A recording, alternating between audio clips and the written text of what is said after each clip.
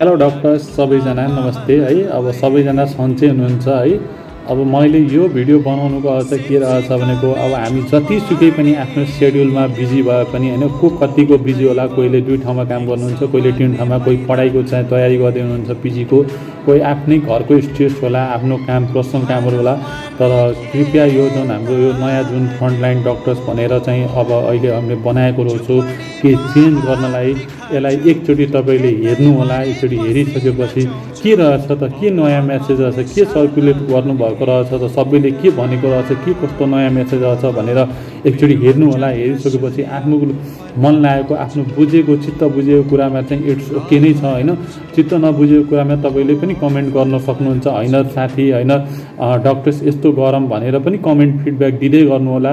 त्यसले गर्दा के हुन्छ भने एउटा आत्मविश्वास बढ्छ कि हो मैले गर्दैछु होइन। हाम्रो एडमिनलाई पनि अब एउटा आत्मविश्वास हुन्छ कि हो मैले गर्दैछु, मैले सपोर्ट पाइरहेको हुन्छु होइन। त्यही भएर सबैले साथ सहयोग गर्नु होला। हामीले छिट्टै नि होइन, एक दुई दिनमा चेन्ज नबनी बिस्तारै बिस्तारै एउटा भनाइ छ नि, slow and steady wins the race भन्छ कि होइन। हामीले बिस्तारै नि पक्कै नै हामी सक्सेस हुनेछौँ।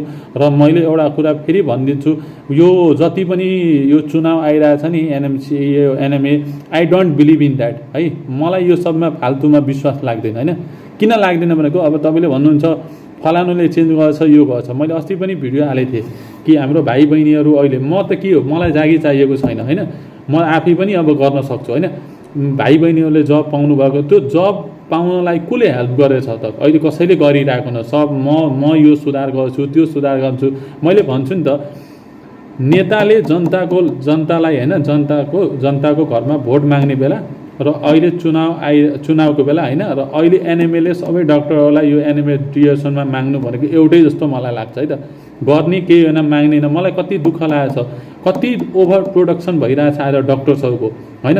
अस्ति पिजीको स्टिपेन्ड चाहिँ बढ्यो, तर त्यो स्टिपेन्ड बढ्नुमा चाहिँ हाम्रो चाहिँ यो माग चाहिँ पिजीहरूको कहिले पनि थिएन कि पैसा चाहिँ अब बढेपछि त्यो के भन्छ अरे, त्यो सिट पनि बढाउनु होला भनेपछि त्यो एउटा बिजनेस व्यापार सौदा भयो नि त होइन। त्यो चाहिँ थिएन नि त। तैपनि हाम्रो एनएमएका मान्छेहरूले के गर्यो त, साइन गर्यो, ओके भन्यो, अनि सिट बढ्यो। यो त कस्तो भयो, बिराती एमबिबिएसबाट पैसा लिने र यता पिजी स्टुडेन्टलाई पैसा, बरु झन् त्योभन्दा डबलै पैसा कमायो मेडिकल कलेज होइन।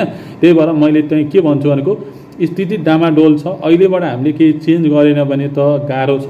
अहिले जब पाउन गाह्रो छ, पैसा स्यालेरी कम छ, यही इस्युहरू हो नि। अहिले हामी फेरि पनि कुरा गरौँला सबै इस्युहरू। तर त्यही भएर म के भन्छु भनेको, एउटा असल व्यक्तित्वको जरुरी छ होइन। जुन चाहिँ हामीले यो काम चाहिँ लागु परे गरेछौँ, यो एकदम असल काम रहेछ। यसमा सबैले साथ दिनु होला है त। नमस्ते, थ्याङ्क यू।